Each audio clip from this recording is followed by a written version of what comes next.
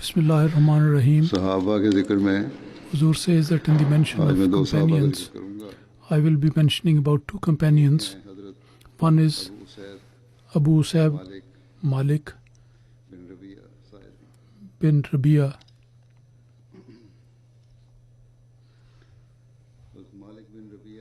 Hadhrat Malik bin Rabia, he is well known with his title Abu, with his title, and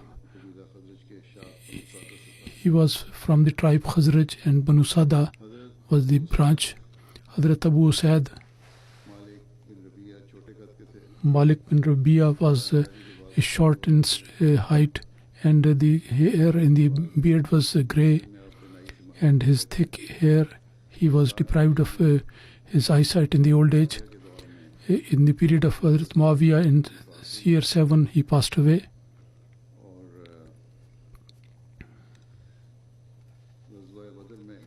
In the expedition of Badr, he was among the Ansar companions. He was the one who passed away at the end of the list. Hadhrat Abu Usaid, in the Badr, Uhud and Khandak and the battles later on, he was along with the Holy Prophet ﷺ at the time of the victory of Mecca. He had the banner of Kabila Banu Sada. Hadhrat Sahal bin Saad narrates that Hadhrat Abu Usaid, he invited the Holy Prophet ﷺ in his wedding. On that day, his wife was serving the Holy Prophet ﷺ, and she was the bride. And there was a wedding very modestly, very simply. She was serving cooking the food and serving. Hadhrat Saad said that, do you know? And then he is answering the question that what did he offer to the Holy Prophet ﷺ as drink? He put some dates in the evening and put some water when he had the food. So then he made a syrup out of that which was offered. To the Holy Prophet ﷺ, some prisoners came. He saw one lady weeping. The Holy Prophet ﷺ asked him that, why do you weep? She said that this thing in between me and my son, he has sold her and created a distance between me and him. And the Holy Prophet asked for the owner of the prisoner, and he was Abu Saad, and then asked that, have you created separation between her and the child? He said that he was unable to walk, and she was unable to carry that child. So I therefore sold that child in the tribe. The Holy Prophet said, so that you go and bring that child back. So Hadhrat Abu Usaid went himself and brought him back and gave it back to his mother.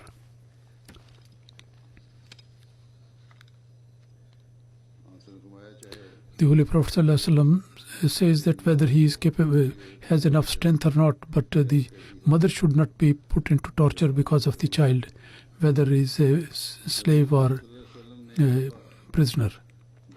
Once the Holy Prophet arranged a running competition between the camel and the horses, and Hadhrat Bilal was riding on the she camel. Hadhrat Bilal was riding on the Holy Prophet ﷺ, and similarly his own horse took part in the competition of running, and Abu Usaid was riding on that horse, and that horse also was the first in line.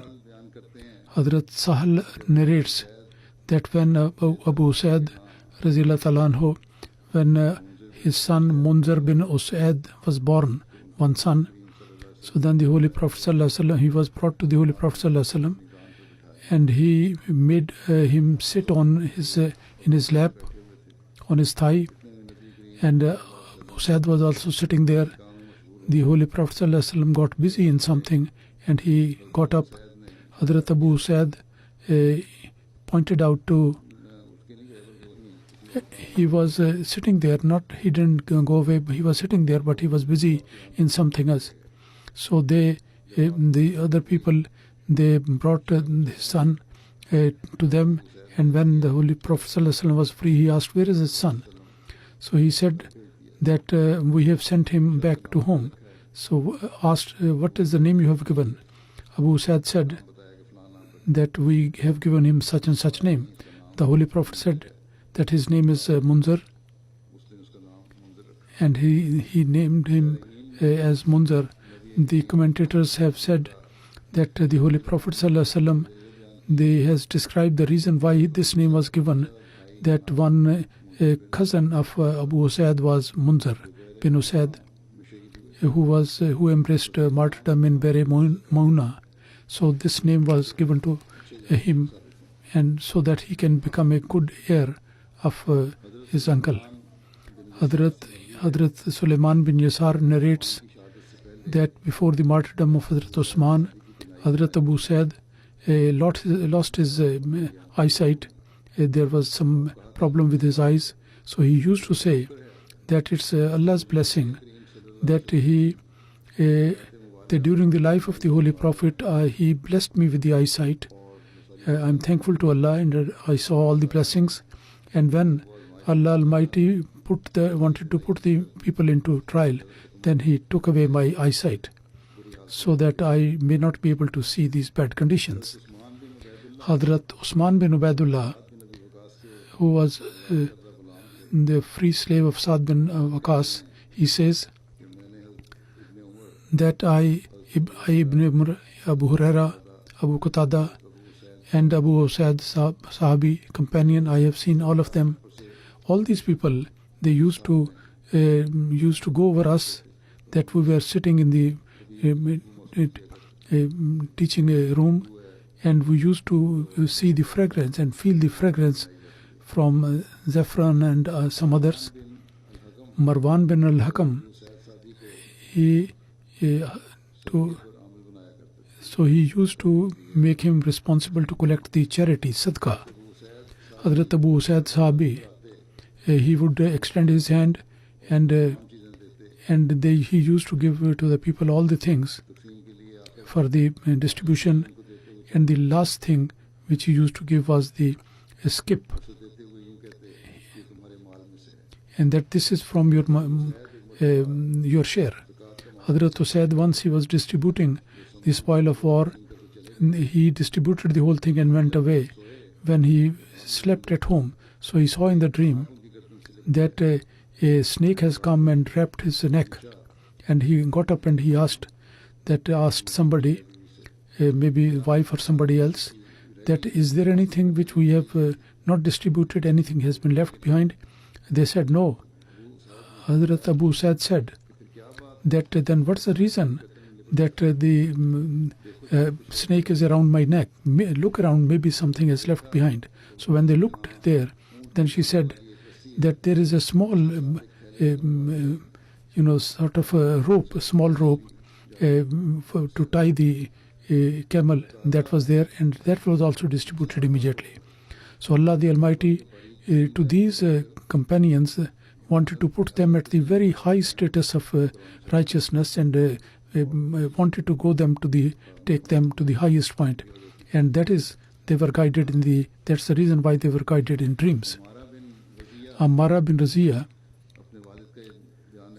he narrates one statement from his father, that some people, they asked some of the excellencies of the Holy Prophet which he has mentioned during a battle. He said that I have heard the Holy Prophet ﷺ say that from out all the tribes in Ansar, the best people are Banu Najjar, and then Abdul Ashar, Ibn al-Ashar, and then bin al-Haris and bin Khazraj, and then Ansar.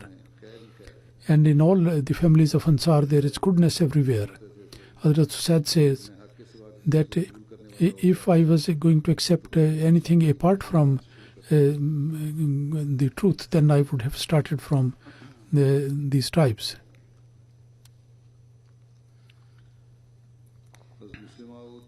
Hadhrat Muslim Maud Radhiyallahu anhu, in one place he has mentioned that when Arabia was conquered and Islam spread, so then one lady from Kinda tribe, the name was Umara, and her brother Luqman, he came as a representative of his tribe to the Holy Prophet, and he expressed the desire that the wife of his sister should be done to the Holy Prophet ﷺ. And directly he requested this to the Holy Prophet ﷺ, that my sister who was married to some relative, she is widow now, but very beautiful and very capable, so you please get her into marriage. So the Holy Prophet ﷺ, as he wanted to have the unity of the tribes of Arabs, so he accepted this invitation that I may announce his nikah on a small amount of gold. And he said that we are very rich people and very honored, so this meher is a small thing. And he said that I have not given any meher more than that.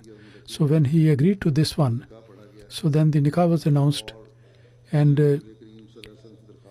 he requested the Holy Prophet that please send somebody that you can send for your wife.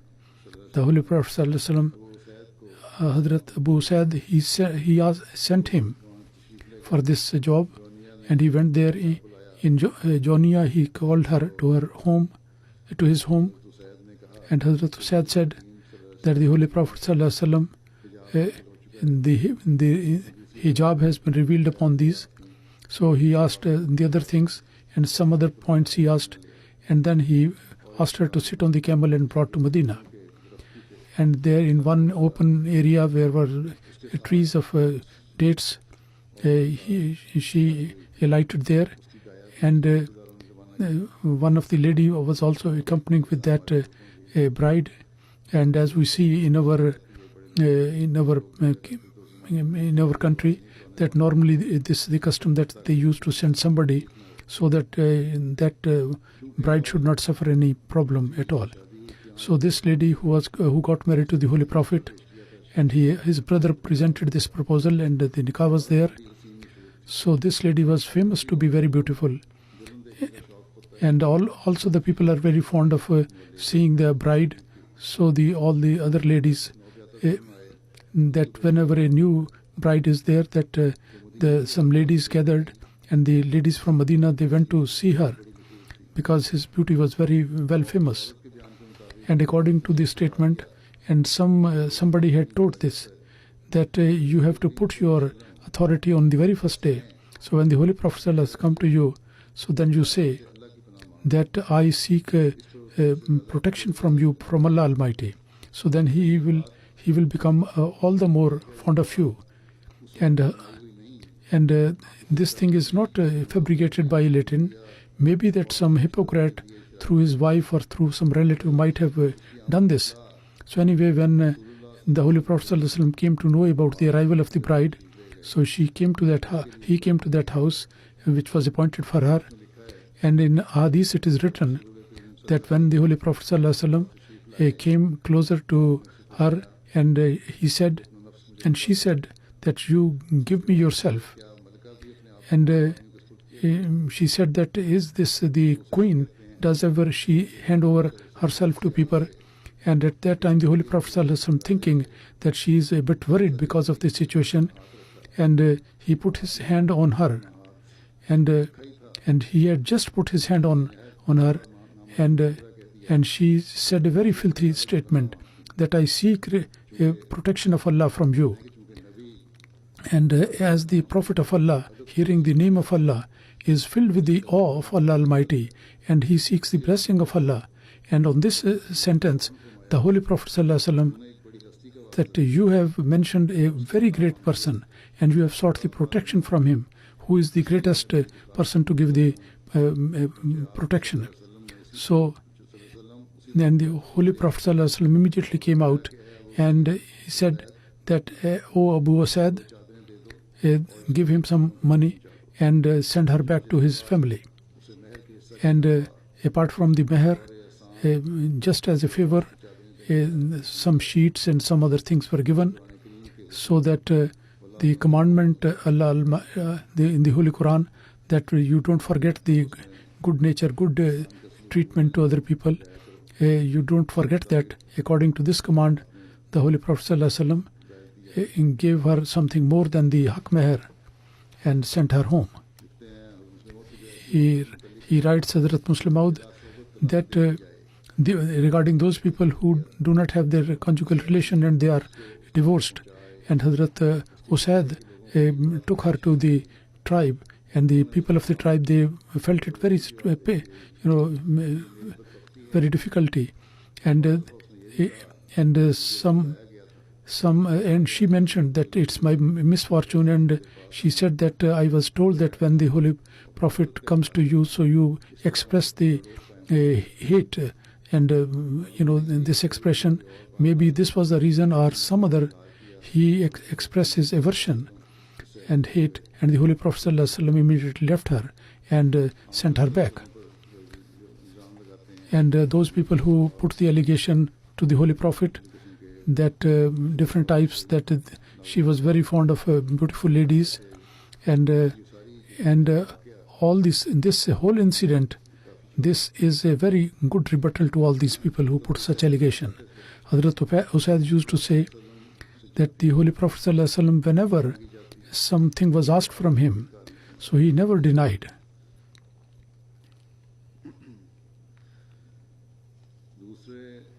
And secondly, the second companion, Hadhrat Abdullah bin al-Asad.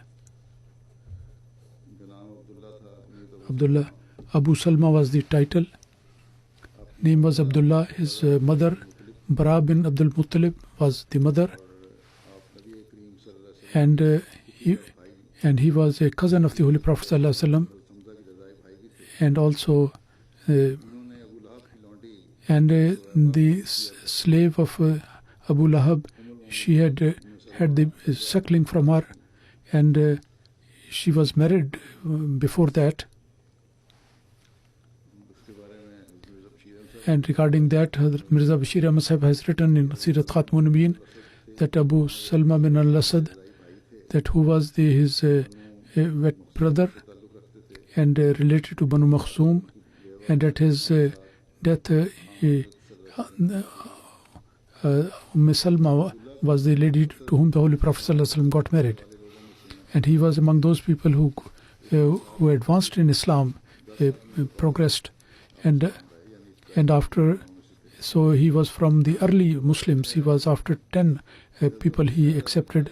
Hazrat Ubadah bin Haris, Abu Salma bin al-Asad, and bin Arkam as well, and Usman bin Mazoon. All these people, they gathered in the company of the Holy Prophet, and they were invited to accept Islam, and he recited the Holy Quran to them. So all these people, they accepted, and they gave the witness that the Holy Prophet is definitely on the right and guidance. And Ibn al-Asad said to his wife Ibn Salma, he accompanied the Holy Prophet ﷺ. He went for the first migration to Habsha, and then later on he came to Medina. The mention of his migration to Habsha, Sirat Khatmun Nabiyyin, it is mentioned there that when the difficulty of the Muslims intensified and the Quraysh in their persecution advanced, then the Holy Prophet ﷺ asked the Muslims that they should migrate towards Habsha, and he said that the king of Habsha is very just and very kind person, so nobody is done injustice there. So the country of Habsha, which is in English is called Ethiopia or Abyssinia, it is in the north of Africa continent, and it is just opposed to the Arabia, and there is in between the Buhaira Ahmad, the Red Sea, there is nothing else. And in that time there was a strong government in Abyssinia, and Najashi was the ruler, and even the ruler these days is called with this name. And with the Habsha, their commerce trade relations were there, and in those days that Hadhrat Mirza Bashir Ahmad Sahib says that the condition that we are mentioning, the capital was Aksum, which is the present city Ajwa, is very close to that, and it is taken as a sacred city and well populated, and it was a center of great power, and the personal name was Najashi was Asama, which means that he was very intelligent and very powerful king. When the difficulty of the Muslims heightened, then the Holy Prophet ﷺ asked them that those people who can afford, they should go to Habsha. The Holy Prophet ﷺ, at his instruction, in Rajab, in 5 Hijrah, 11 people and 5 ladies, they migrated to Habsha, and most of the important these are the names: Usman bin Affan and wife Ruqayya bin Kulsum, daughter of the Holy Prophet, and Abdurrahman bin Auf, Zubair bin al-Awam, Abu Huzaifa, Usman bin Mazun, Musa bin Umair, Abu Salma Abdul Asal, and his wife Salma. And this is a strange thing that in the early immigrants, the people who were those who related to the Quraysh tribe, and the weak people are very scarce, and the people who related to powerful tribes, even those people were not spared with the persecution of the Quraysh. And secondly, the weaker people like the slaves, they were in such a condition at that time that they could not migrate at that time. So when these immigrants, when they traveled towards the north and they reached Shuaba, which was a port in Arabia at that time, so this blessing of Allah Almighty came, that they found a ship for trade which were ready to go to Habsha. So all these people boarded the ship, and when the Quraysh Makkah of the people, they came to know about this incident, they should have been followed, but these people have got out of their hand. So they chased these immigrants. But when these people went to the coast, the ship had already started. So they came empty-handed, frustrated. And in Habsha, they had a very peaceful life, and they were delivered from the persecution of the Quraysh.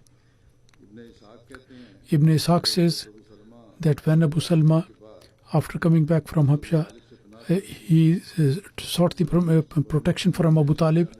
So then some people from Bani Makhzum, they came to Abu Talib and said that you have given to your cousin, you have already taken your cousin, the Holy Prophet, in your protection. So why have you given protection to Abu Salma? So Abu Talib said he sought the protection, and he is also my cousin. So if I if I have given protection to the Holy Prophet, and that I have also given protection. So then he said that you always go to our Abu Talib and then you say so many things to him. So either you stop that, otherwise by God we will be joining with him in everything. And these people, they told Abu Lahab that Utbah, that the things you don't like, we also desist from that.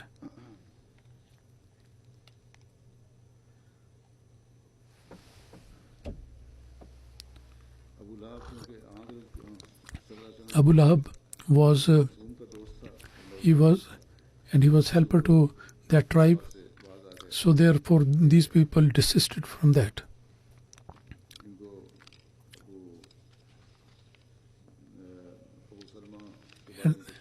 And they did not did not say anything regarding Abu Salma. Abu Talib,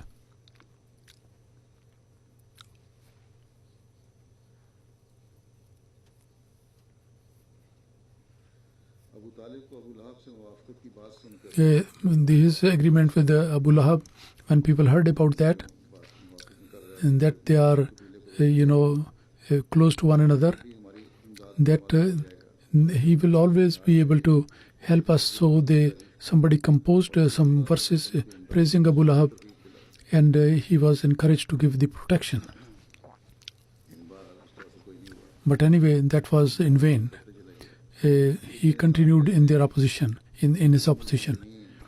Hadhrat Salma narrates that when my husband Abu Salma decided to go to Medina, so then he prepared his camel, and me and my son, who was in my lap, we were made to mount on that, and then people from Makhzum, they surrounded us, that this lady is from us, we will not allow you to take, that you should take her and move from town to town.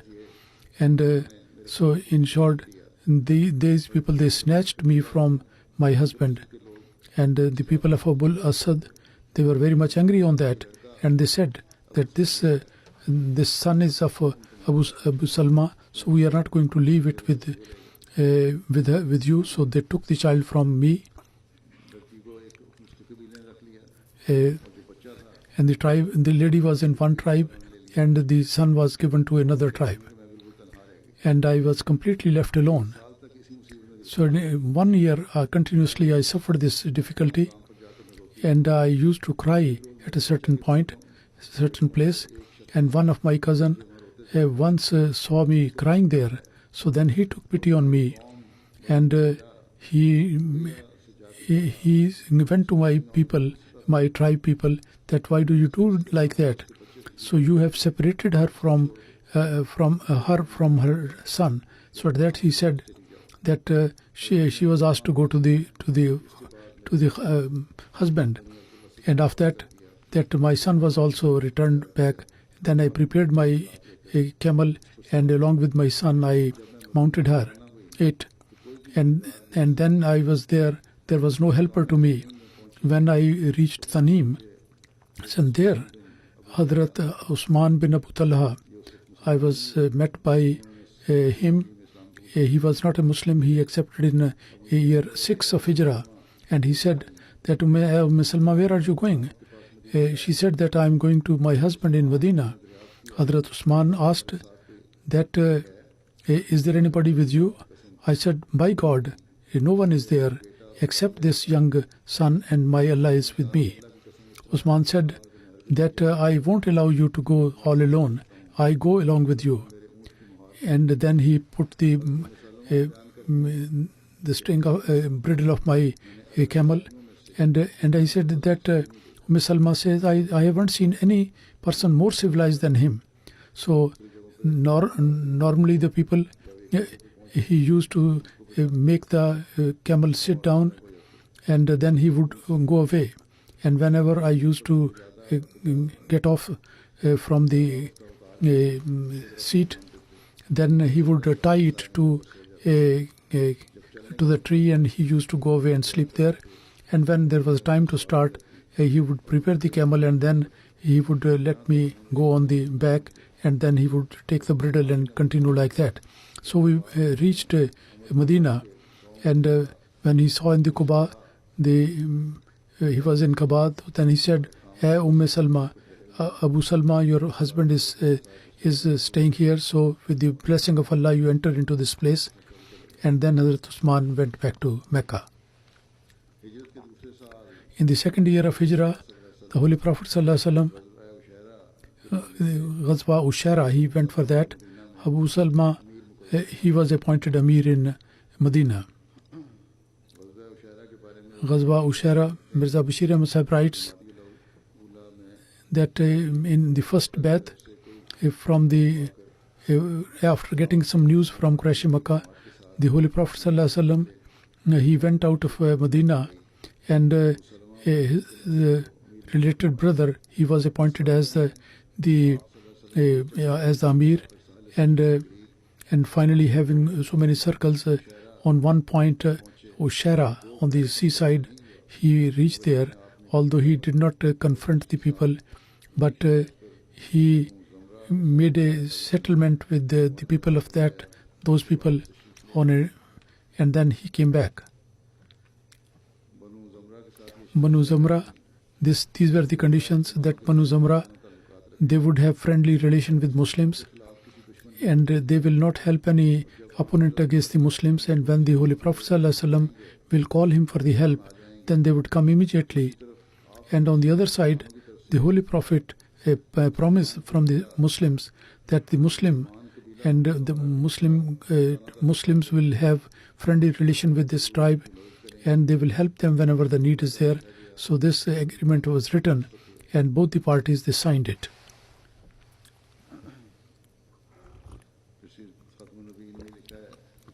Then it is written, Sirat Khatmun Nabiyin, that in one battle when Muslims had a difficult time, and so it was not so much time has passed to Jang-e-Uhud after that, and the companions have not completely healed of their wounds, that in the 4th year of Hijrah, suddenly the Holy Prophet ﷺ got the information that the Qabila Asad, the tribe Asad, its leader, along with the people of his area, he is inciting the people to fight against the Holy Prophet. So as soon as he got the news,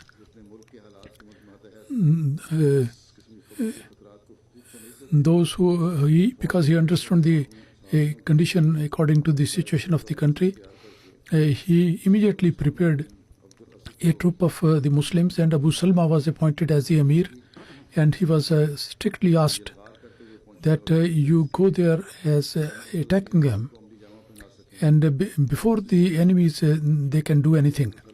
Then Abu Salma, with very swiftly but very quietly, he moved there. He went to a certain point, and he met the people of Banu Asad, and he found these people, but there was no fight.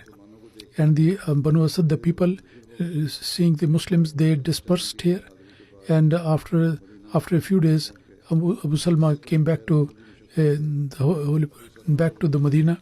So that injury which he had suffered in Ghazwa Uhud, and apparently it was healed, that got worse again. And despite the treatment, it became bad to worse.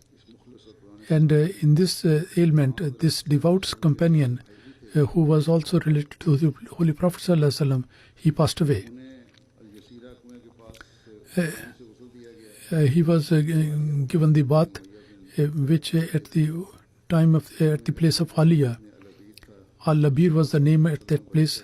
The Holy Prophet ﷺ changed the name to Al-Yasira, and Abu Salwa, he was buried in Medina. Hadhrat Abu Salma died. The Holy Prophet ﷺ, he closed his open eyes, and after his death he prayed that, "O my Allah, have forgiveness for Abu Salma, and raise his status among the righteous people, and those people who have left behind, you create some person to inherit and become his heir, and forgive all the people." In one narration it is mentioned that when the time of death of Abu Salma came, so he prayed that, "O my Allah, the best person should be made my heir in my family," and this was accepted. And Hadhrat, the Holy Prophet ﷺ got married to Salma, and Abu Salma,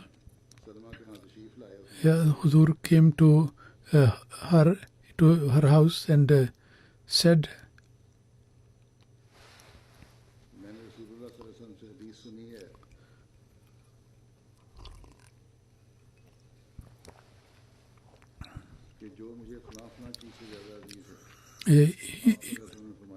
he said that one hadith I have heard that whenever somebody suffers anything, if he says Inna lillahi wa inna ilaihi raji'un, if he says that I seek for sawab and reward for this suffering that I have, so then Allah Almighty gives him the reward. Hadhrat Salma says that when Abu Salma was martyred, then that I prayed that, "O my Allah, give me a substitute of Abu Salma." And then I thought, who could be better than Abu Salma? Was he not like that? There were so good qualities were there in him. And then, but still I continued to pray for that. when the period of iddat was finished, so then there was a message proposal from the Holy Prophet ﷺ, and the Holy Prophet ﷺ got married to her. Mentioning about the marriage, Hadhrat Mirza Bashir Ahmad Sahib says, Sirat Khatmun Nabiyyin, that the same year, in 4th year of Hijrah, in month of Shawwal, the Holy Prophet ﷺ, she got married to Hadhrat Salma. She was from a famous noble tribe of Quraysh, and before that was married to who was a very devout and senior Sahabi, and had died the same year.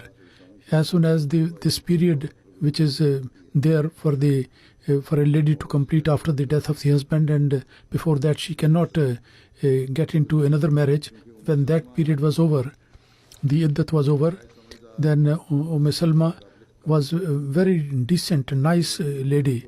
So Hadhrat Abu Bakr had the desire to get married to her, but the Holy Prophet ﷺ thought about her, for himself, that because of the personal qualities of Hadhrat Salma, and because she was capable of being the wife of the Holy Prophet, and she was also the widow of a very senior companion. So and Abu Salma bin Abul Asad, he was also related to the Holy Prophet ﷺ. Therefore, the Holy Prophet ﷺ was also had a soft heart for his in the family left behind. So the Holy Prophet ﷺ sent a message of marriage. In the first, Hadhrat Salma just was reluctant, and she said that because of some reason, my age is advanced, I am not able to bear any child. But finally she agreed to that, and her son became the wali, and he arranged the marriage to the Holy Prophet ﷺ. Hadhrat Salma was with good qualities, a very pious lady, and he was very intelligent, and he was very pious.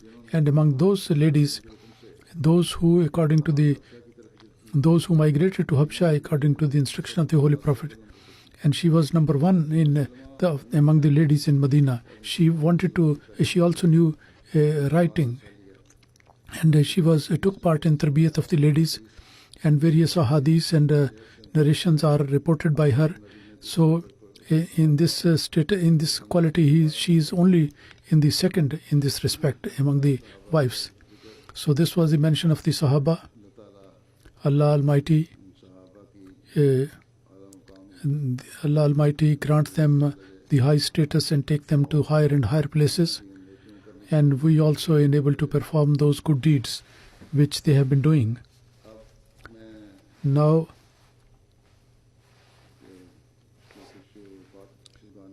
recently there are some people who have passed away. I would like to announce that, and also I will lead the janazah after the prayer. Raja Nasir Ahmad Sahib Nasir, who was devotee of life, he was missionary and former Nazir Islah Irshad. On 6th of July, at the age of 80, he passed away in Tahir Heart Institute. Inna lillahi wa inna ilaihi raji'un. For many years he was not feeling well. Since in 2012 he was indisposed, and because of brain hemorrhage he was very critically ill. He was very much ill. On 7th of May he was born in Sargodha at the early age. After marrying, he was appointed as a clerk in irrigation department. In 1958 he devoted his life and got entrance in Jami. In 1965 he got the degree of Shahid. In his family, Raja Ghulam Haider Sahib, his father, the Ahmadiyyat came who did the Bai'at at the hand of Khalifa Sani, and later on, and along with he also got his father and mother do the Bai'at. It was the desire of his father that some of his sons should devote his life. So in order to fulfill this desire, Raja Sahib in 1958, he performed the Waqf No and filled the form, and the elder brother Raja Nazir Ahmad Zafar, he also took it to him to sign it. His brother said that it's a difficult thing, you ponder over it, and it's a matter of great responsibility, think twice. But he told his brother that I have thought well over it, and because father was not there, he asked the elder brother to sign. And after that he devoted, and as I said, that he got admission into Jamia, and after the graduation he came to the field.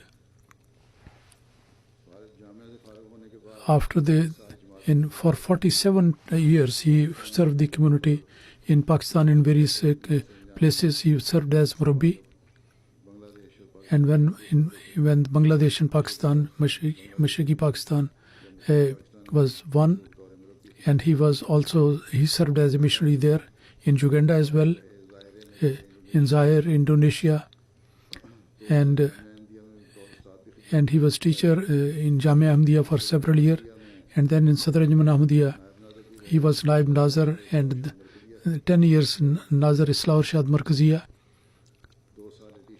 2 years he was additional Nazar Rishta Nata, and 2 years additional Nazar Islah Irshad he was serving there, and 2012 he was retired. His wife was cousin. She passed away during his life, and 3 sons, Raja Muhammad Ahmad in London, Raja Ataul Mannan is Murabiya, Khalifatul Tasnif Rabwa, and Raja Muhammad Akbar is also in England. He was very depending, very mutawakkil, having trust in Allah, and very full of prayer, personality, full of prayer. His son writes that when he was in Bangladesh, there was a fire, and very close to Ahmadi's house the fire came. At that time he prayed that your promised Messiah has mentioned that this fire is our slave and slaves of slaves. So Allah Almighty protected them. It came very close, but they were all, the Ahmadi houses, they were all spared from that. In Tabligh in Uganda, when he was there, the situation got worse because of the warfare, but still he used to go for Tabligh. There is one incident that once he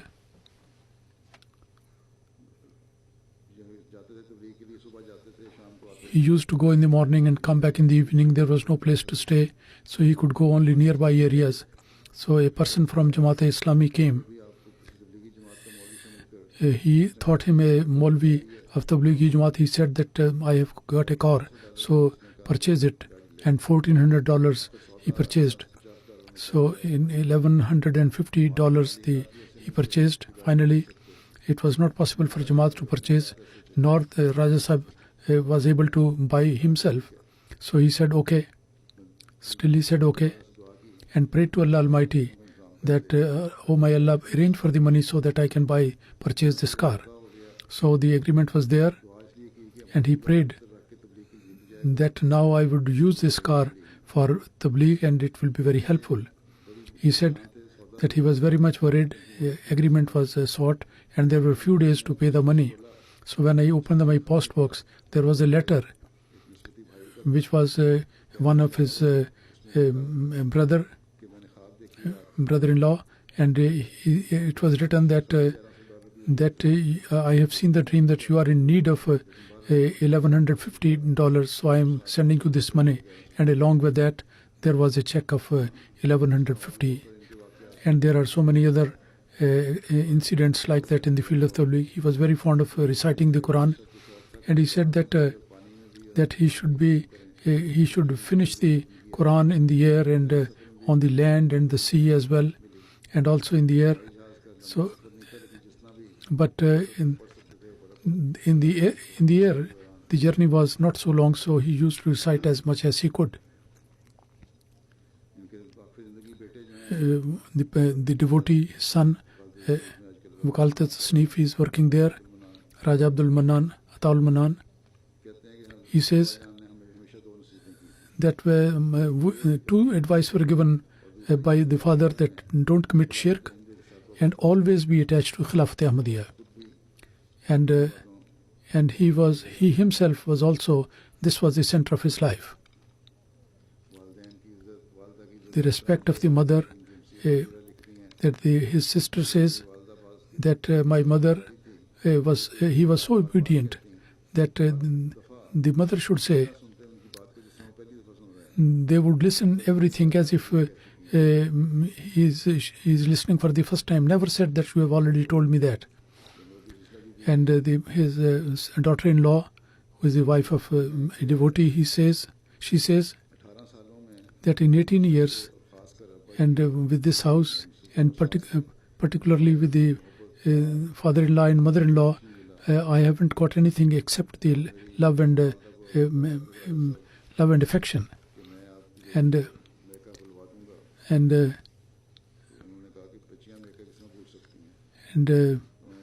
he said that when a girl is treated very nice in the in-laws, then they forget their own home. Anyway, they were very good in treatment with the daughters-in-law. And she says that I lover of Allah and lover of the Holy Prophet and lover of the Holy Quran, and extremely having love with the Khilafat, and a very intelligent and very knowledgeable person I have found him. One of the quality was that every month he used to complete one reading of the Holy Quran every month. And relatives have also written that we have seen that Allah Almighty used to provide for him whenever in need, and his treatment was very exceptional. He was a very successful murabbi and missionary, and very modest, and relationship with the Khilafat was also exemplary. And one can say that his relationship was like this, just as the pulse follows the heartbeat, and that sort of treatment was there.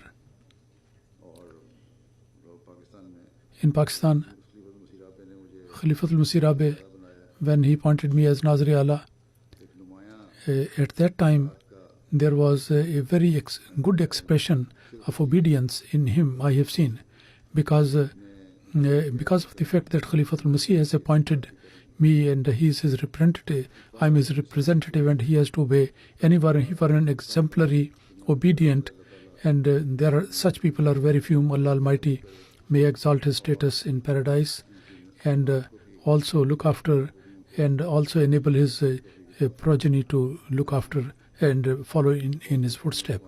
He was a member of very good quality, looking after the poor and the missionaries. He was looking after the missionaries with whom he worked, and also and he was always looking after their needs. Many missionaries have written to me, and apart from that, there are two martyrs. Their janaza will also be offered. They were not killed for the Jamaat, but the attack was made on their house, and both of them, they embraced Mubin Ahmad Sahib, Ibn Mahbub Ahmad Sahib, and Muhammad Zafrullah Sahib, son of Liaquat Ali Sahib. On 7th of July at 3 p.m. in area of Karachi, in a Charangi area, the robbers, they fired upon them, and Mubin Ahmad Sahib and Zafrullah Sahib and Muhammad Nasrullah Sahib, three, they were injured, and Mubin Ahmad Sahib and Zafrullah Sahib, they embraced martyrdom. Inna lillahi wa inna ilaihi rajiun.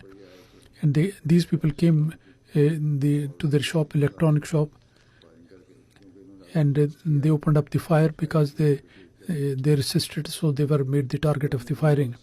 Mubin Ahmad Sahib, Mahbub Ahmad Sahib, in his family, Ahmadiyyat came through his grandfather, Chaudhry Aladat Sahib, and through him, the Ahmadiyyat came in 1940. Through his elder brother, Abdul Aziz Patwari was the elder brother.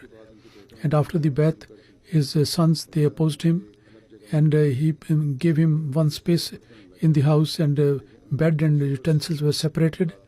But he confronted the situation, And the grandfather of the Shaheed, he was strongly opposed. He was somebody was follower of Ataullah Shah Bukhari. He was very strongly opposed. When Ataullah Shah Bukhari, at the time of partition, he used and declared him Qaid Azam as Kafr Azam. Then his grandfather went away from him. And when the Pakistan was created and the Jamaat migrated and came to Lahore, then he saw the fulfillment of the prophecy of migration of the promised Messiah. So he was inclined to Jamaat. And after the establishment of Pakistan, so they shifted to Nawab Shah. Hadhrat Muslim Maud, during the visit of Hadhrat Muslim Maud, the grandfather of the martyr, so when they saw the Hadhrat Khalifatul Sani, so he said, this cannot be the face of a liar. And they immediately did the Bai'at and joined the community. Mubin Ahmad Sahib was student of BA, and at the time of Shahadat, he was only 20 years old. And he was a very good-mannered person, good morals, and very forbearance, and very good complexion, very regular of 5 daily prayers. He used to deal everyone at home lovingly and participating in Jamaat affairs, and very active Khadim. And he used to leave other jobs for the sake of Jamaat. He never, and he had done the wasiyat, and now his wasiyat is going to be accepted. The form has been completed. He was very friendly with the local area, and every person is always full of praise for them. And Mubin Ahmad Sahib, the Muhammad Zafrullah Sahib, the other, he was also related to that cousin. And in his people who are left, the father Mahbub and mother Amtul Hafiz Begum Sahib, apart from that, sisters are there. Mubina Mahbub, 23, Kinza Mahmud, 16, and brother Amin Ahmad, 13. So all of, and the second is Muhammad Zafrullah Sahib, son of Liaquat Ali Sahib. He was hit by 3 bullets, and she got very seriously injured, taken for hospital. Operation was all right, but then deteriorated. Then again, they decided to operate again. But during the night, one night before the operation, he passed away. Inna lillahi wa inna ilaihi raji'un. In his family, the Ahmadiyyat came through his grandfather, Ghulam Din Sahib, who was a resident of district Gurdaspur, and he was a companion. Abdul Aziz Sahib Patwari, at his land he was working, and he went along with him to Qadian. And he, after meeting the promised Messiah, he did the Bai'at. Muhammad Zafrullah Sahib, in 93, he was born in Karachi. A very good-mannered Khadim, always smile on his face. He was very actively participating in Jamaat duties. He was a very active Khadim in Khudam al-Ahmadiyya. And by the grace of Allah, he was Musi. His age was only 25 at the time of martyrdom.